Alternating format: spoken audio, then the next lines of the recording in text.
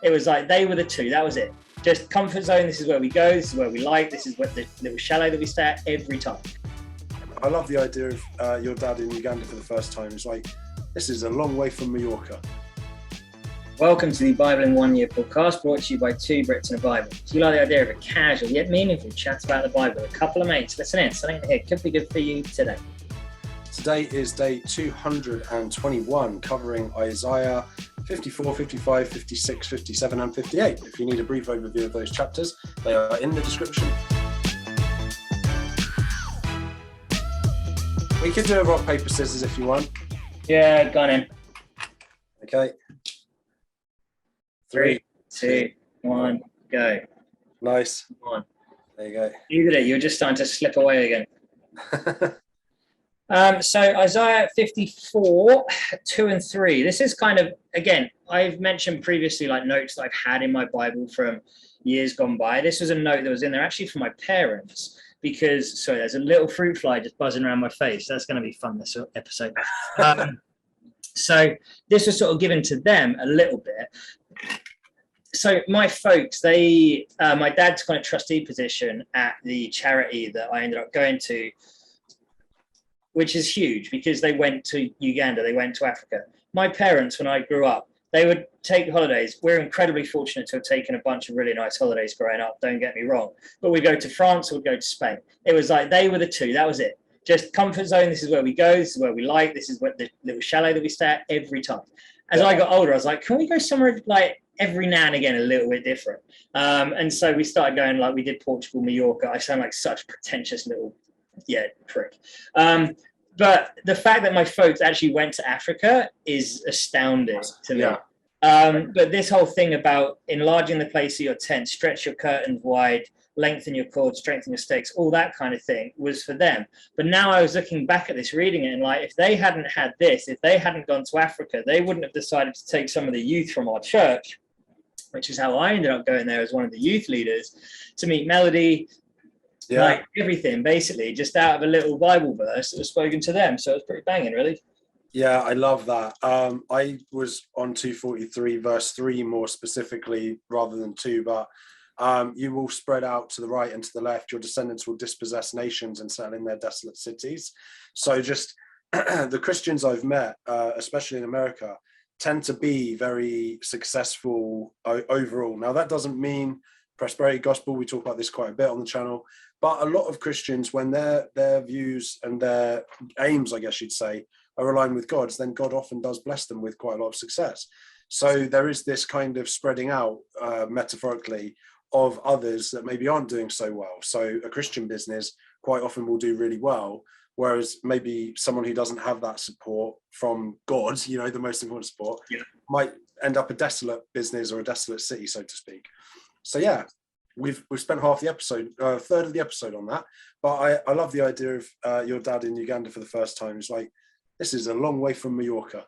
Yeah. Great. I love that. Right, 254. Verse 7, for a brief moment I abandoned you, but with deep compassion I will bring you back. This really got me. I was like, I don't really understand it. It's above my pay grade for sure, because I've always sort of said about how God would never turn his back even for a second on us, right? But there are several bits in these next chapters where it talks about how God briefly let go, turned his back, stuff like that.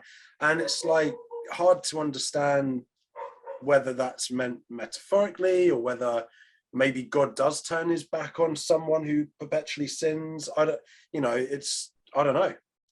Yeah, honestly, mate, it's also above my pay grade. The only thing when I read it, the note that I took, so I had the same note on the same verse, was just, is this God to Jesus? Right. Because, like you have forsaken me, whatever it was, Jesus said, my Lord, why have you forsaken me? Right. Sounded very similar to that. So I didn't know whether it was kind of a prophecy towards God, like forsaking Jesus on the cross for a brief moment, but then bringing him back. Like, didn't really know, but yeah, similar vibes, bro. Above isn't it? There you go. If any of you have any clue, help us out. Yeah, bro. Got the same verses again, dude. We are just like on one today.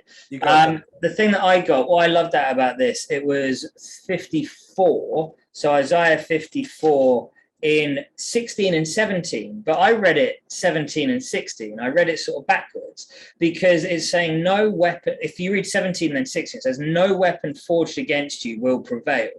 Then if you go back to 16, it says, see, it is I who created the blacksmith, who fans coal the flame and forges the weapon fit for its work. So it's like no weapon forged against you will prevail because I was the one that ordained any weapon being made anyway. And I was like, that's quite clever, that. I love that. And I love the fact that back in the day, you didn't need a weapon at all. God's like, just go out there.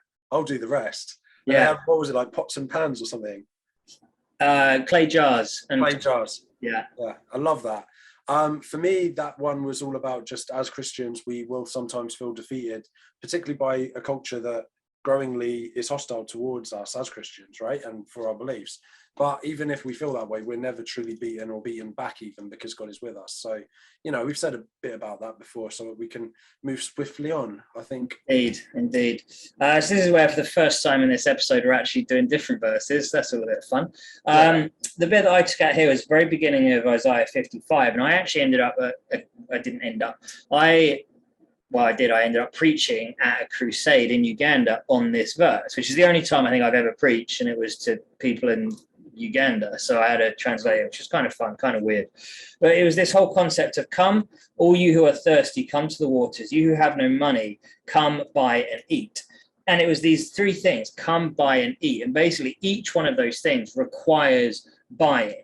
So you have to come. You have to physically take yourself to somewhere. You can't just sit and let everything happen to you. You have to go. But you can't just show up. You have to actually invest something. It has to cost you something. You have to buy something. I love the fact that literally the sentence before it, you don't have to have money, but you have to be willing to invest something, to purchase something. And then you can come and you can buy, but unless you actually eat it, unless you consume it for yourself, it's just water off a duck's back, basically. Those three things, you have to show up, you have to invest, and you have to consume, was like, just did that little bit in a nutshell, and I was pretty happy with that when I thought through it. That's good. I love that. I think that this next point from me, so this is from 55 verse 5, links a bit to what you were saying really about your parents and going to Uganda and all the web of connections to some extent. So surely you will summon nations you know not, and nations you do not know will come running to you because of the Lord your God, the Holy One of Israel, for he has endowed you with splendor. So this is obviously about the fact that, again, this is quite controversial stuff from Isaiah, really, right? Because the Jews thought they were the chosen people, obviously, and that really God was just for them and no one else. And yet Isaiah here is saying, look, it's going to go out to all the nations. So it's foreshadowing Christ. But also it just reminded me of, funnily enough, there was this guy who was of Indian descent in Houston this weekend in a museum, and he had a Jesus shirt on, and it was like JE, then the Superman S, then US. Yeah. And I freaking loved that shirt. But it got me thinking about the fact a lot of my students are of Indian heritage as well, and a lot of them are Christians. And it's just really cool to think that there is, exactly like it said, people from all different nations, even halfway around the world, that know Christ and have a great relationship with him. And it all started 800 years before he was even born, as prophets were talking about. It's massive. I'm actually going to chat a little bit about something along those lines in a day or two's time. Nice. Sweet. Yeah. You crack on, bro. The last thing I'm going to do is in 57.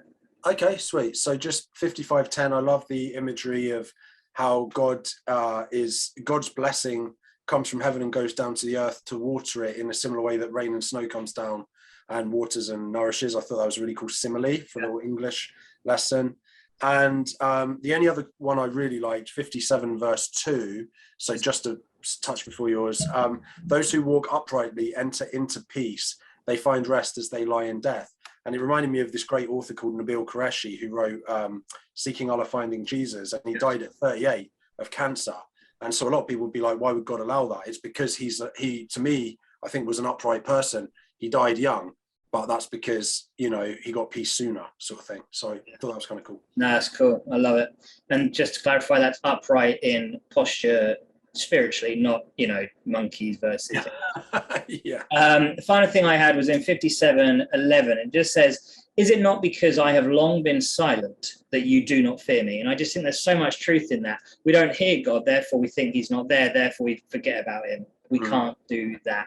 All right, we might just tweak over a little bit. So tomorrow's readings are going to be 59, 60, 61, 62, 63. Pick up Bible, get read. In the meantime, please consider joining us on social media at 2 Brits and Bible, and share this with some people to help spread the word of God, please.